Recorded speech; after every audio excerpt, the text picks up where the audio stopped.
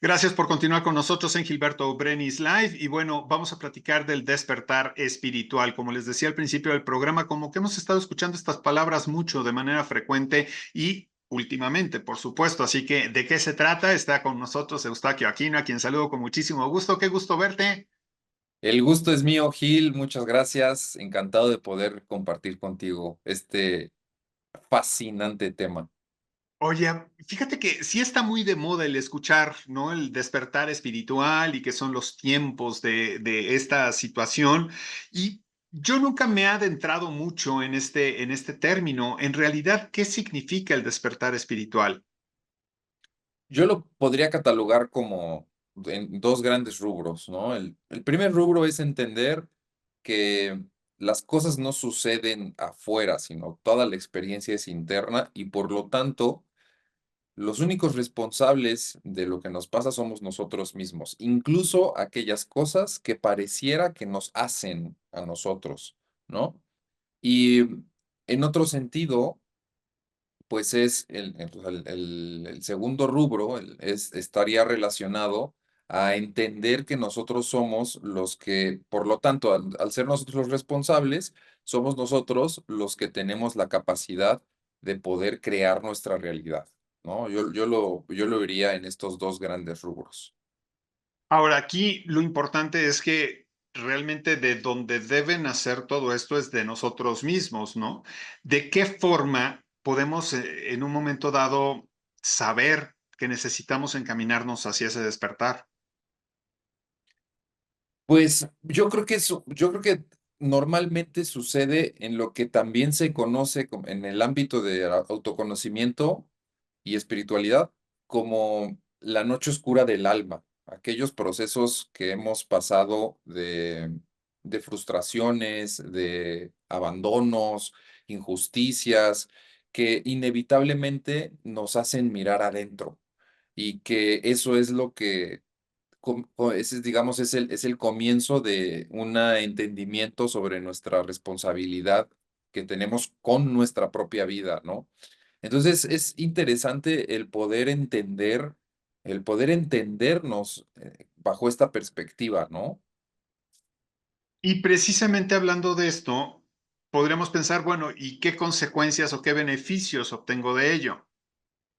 Claro, pues mira, yo creo que uno de los beneficios, de las formas en las que nos podemos beneficiar o tener cierta ventaja, pues es en el hecho de saber que nosotros somos los responsables de nuestra vida y por lo tanto tenemos la capacidad de poderla pues mejorar en algún sentido, en algún aspecto, ¿no? Yo creo que es fundamental el que nosotros el que nosotros nos entendamos como los responsables de nuestra vida y que allá afuera no hay nadie que nos esté haciendo, sino más bien aquellas personas o situaciones que creemos que nos hacen a nosotros, son más bien los recordatorios de que internamente tenemos todavía esa huella de abandono o de injusticia y que no la hemos trabajado de manera correcta.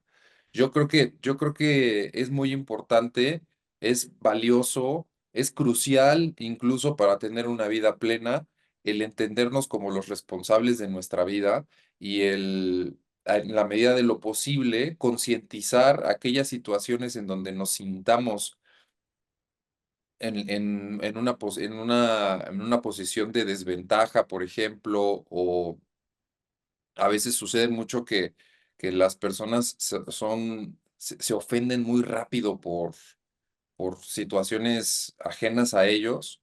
Entonces, mientras más plenos estamos nosotros, menos somos reactivos a las situaciones que suceden aparentemente afuera y tenemos la capacidad de observarlos, más bien, de observar esas situaciones desde un lugar más pleno y consciente, sabiendo que esas situaciones forman parte de nosotros.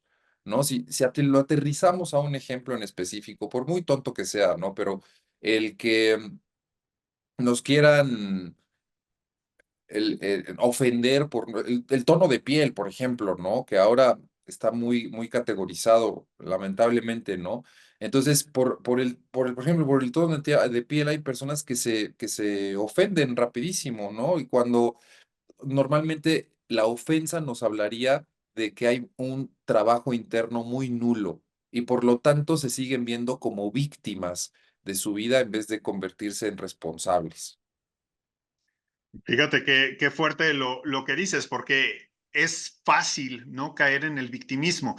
Es, digamos, que la opción más sencilla y pensar que el mundo está en tu contra, cuando en realidad sí debemos de hacer esta introspección para de alguna forma entender de qué manera se están acomodando las diferentes fichas de nuestro tablero, asumir nuestra responsabilidad, que es lo que normalmente evadimos.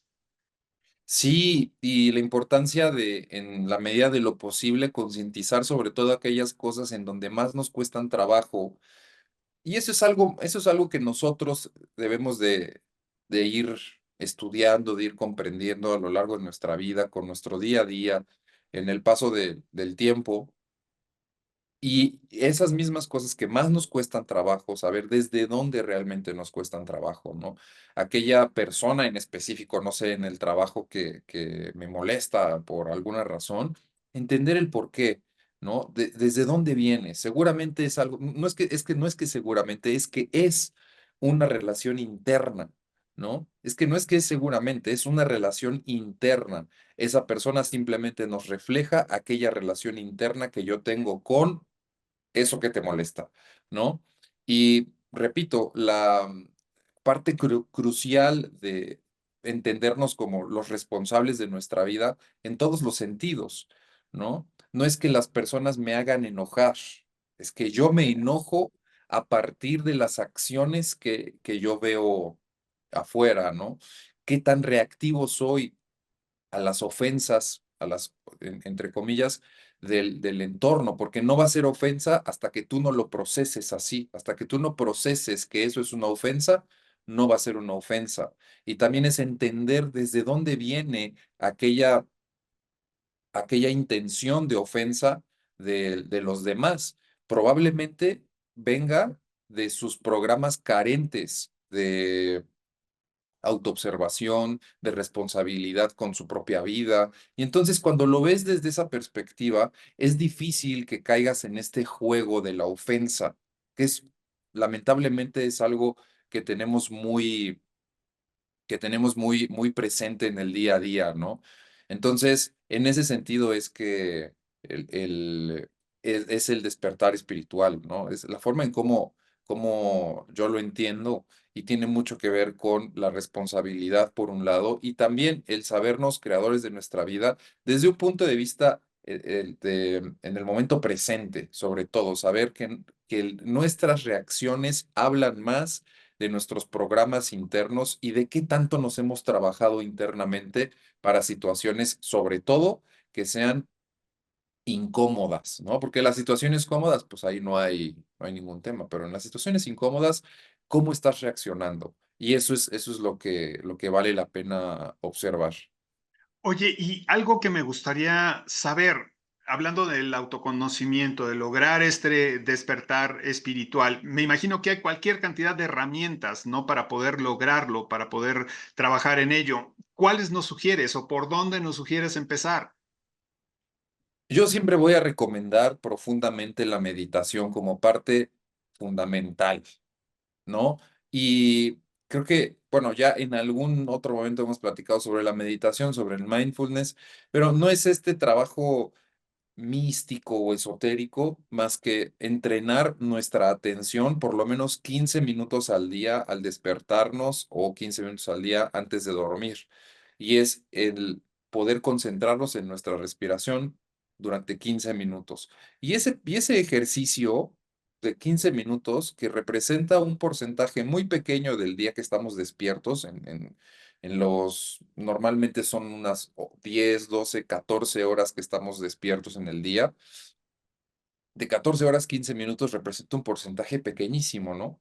Entonces, pero ese ejercicio de entrenamiento de nuestra atención va a permitir que no seamos tan reactivos y entonces comencemos a observar la vida como un proceso de observación y sobre todo saber desde dónde vienen las posibles ofensas del entorno también. Digo ofensas solo como un ejemplo, porque realmente es algo mucho más grande, ¿no? Lo estoy reduciendo solo a un ejemplo. Entonces, por un lado sería esa la recomendación. Y en otro sentido es el también el ir abonando a nuestra vida alguna actividad que nos genere bienestar, ¿no? En mi caso, bueno, pues es el ejercicio. A mí me encanta ir al gimnasio a levantar pesas, es algo que me gusta mucho. Pero hay personas que no les gusta la monotonía de levantar pesas, entonces, pues tal vez puede ser simplemente salir a caminar y ese también puede ser otro ejercicio de meditación. Yo, por ejemplo, la forma en cómo veo, además de como tal el ejercicio del levantamiento de pesas, también lo veo como una meditación más, es una meditación activa, ¿no? La parte interesante es cuando quieres hacer una meditación activa en procesos que te generan conflicto, ¿no? Tal vez en la declaración de impuestos, por ejemplo, ¿no? Entonces, ahí es darte cuenta de que es algo que te choca, que no te gusta, conviértelo en una meditación. Y entonces estarás trascendiendo ese problema, ¿no? Y bueno, ese es uno de los ejemplos que te puedo dar como de las herramientas que se pueden ocupar y que por supuesto es en el día a día, porque nada en esta vida es de un solo día, sino más bien es una serie de procesos y de hábitos que nos van a permitir tener una vida más funcional. Y seguramente eso nos va a llevar a mejores situaciones en el futuro, a conocer a personas diferentes que empiecen a pensar de una manera con responsabilidad de nuestra vida. En fin, son una serie de situaciones que se generan si solo si comenzamos con las cosas pequeñitas, ¿no? Ahora, yo sé que esta pregunta es muy similar a una que te hice al inicio de la conversación, pero llegado a este punto me veo obligado a volverla a Sí. hacer. Ya una vez que tengo estas herramientas, ¿cómo saber si voy bien encaminado? O sea, ¿cómo saber que voy en la dirección correcta? ¿Cuáles podrían ser algunas señales o de qué manera qué voy a sentir o qué ya sabes, como para saber que está funcionando lo que estoy haciendo? Pues mira, ahí definitivamente es algo que está, es el fuero interno, es el entendernos desde la parte plena. No, no se trata de una felicidad extrema, ni tampoco de algo que tenga que ser exacerbado, sino más bien un proceso de paz, de quietud, de plenitud, ¿no? De sentirte simplemente bien con lo que hay y con lo que tienes ahora. Incluso si te pasa una cosa extraordinaria, ¿no? Si te pasa algo muy grande, no sé, que de repente te llega no sé, una transferencia que no tenías contemplado, ¿no? Por ejemplo, entonces llega una cantidad de dinero que no tenías prevista. Eso es algo bueno, ¿no? Pero no se trata de que eso afecte las emociones a una felicidad extrema o exacerbada, sino más bien incluso eso también tener la capacidad de observarlo y y de estar en una especie como de balanza, ¿no? Más bien estar en medio de la balanza, ser equilibrado hasta en ese sentido, incluso también cuando las cosas van mal, cuando hay alguna situación extrema del lado negativo. Y entonces es ahí cuando son estas señales de que estás haciendo algo bien, ¿no? Si te pasa algo malo o algo bueno, por ponerlo en términos moralistas, ya dependerá de cada quien lo que signifique bueno o malo, pero si te pasa algo bueno o malo, es observarte siempre en un proceso de estabilidad, de estar en paz, ya sean cosas buenas o cosas malas. La verdad, el verdadero, la verdadera plenitud es que ninguna de estas dos cosas te termine afectando de manera emocional profunda, sino que lo puedas ver desde la observación y entonces tener una vida mucho mucho más llevadera, ¿no? Y es un proceso, pues, de años, ¿no? Que por supuesto va a haber momentos en donde claramente como seres humanos las, nuestras emociones pues se van a ver afectadas, ¿no? Pero ¿hasta dónde o en qué momento ya es momento de estabilizarlo?